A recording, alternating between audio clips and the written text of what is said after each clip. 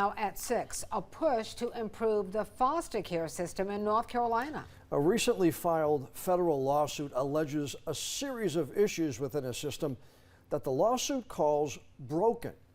WECT's Connor Smith talked to the attorneys who have brought the lawsuit forward. Now, who are they arguing is at fault in all this, Connor? Well, John, it's mainly directed at the North Carolina Department of Health and Human Services. They say everything comes back to them, and their failures have led to the foster care system operating in a state of crisis for years. North Carolina not only not helping the children who need it the most, but failing them. That's according to a federal lawsuit that targets the State Department of Health and Human Services.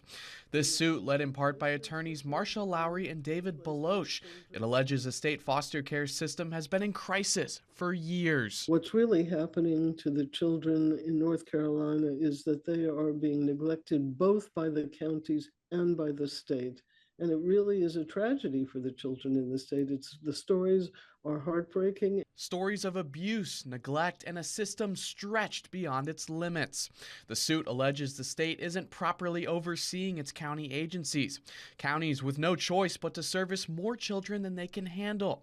And a lack of resources and communication only making things worse. These are all problems that have existed in North Carolina for a long time and have not ever been addressed. Beloche says counties statewide aren't ensuring the safety of kids under their watch, and the state doesn't have the proper performance metrics to ensure those failings are caught. The counties say that the state is responsible for doing something, but then the state will turn around and say that the county is responsible for doing that same thing. And so what happens is children and child safety falls through the cracks.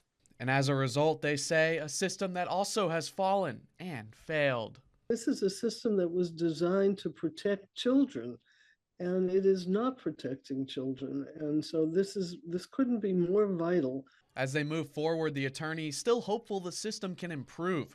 More foster homes with more children placed, and more potential foster parents who know they can help with just one click. And NCDHHS responding with this statement, it reads in part, quote, "We recognize that there is more work that needs to be done to alleviate child welfare staffing challenges, provide aid to counties, and increase capacity of courts to expedite permanency. But all of that requires legislative action and funding from the General Assembly. North Carolina's child welfare system ranks last in per-child funding among peer states with decentralized child welfare systems such as ours, and we would like to see that rectified."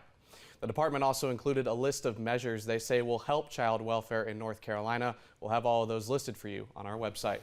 Well, Connor, the attorneys say, and you even mentioned counties in your story, and the attorneys say counties play a large role. So do we hear from New Hanover County leaders and what they have to say about the lawsuit? Well, John, they didn't want to comment on active litigation, but a spokesperson says they take great pride in their foster care work and they're doing what they can to help the kids who need it. Well, we'll see if the lawsuit leads to changes. Connor, thanks.